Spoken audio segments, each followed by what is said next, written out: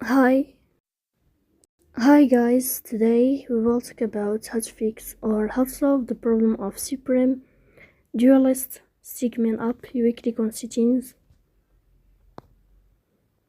Here in this page, you will enter to apps, default apps, app settings. On above, you can search about Duelist Stickman.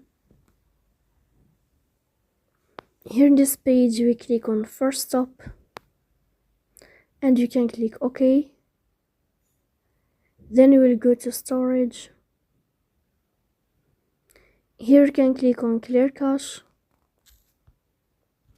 In the end, you can turn off your Wi-Fi and you can turn on your Wi-Fi again to fix that problem. So please don't forget to support us by like and subscribe.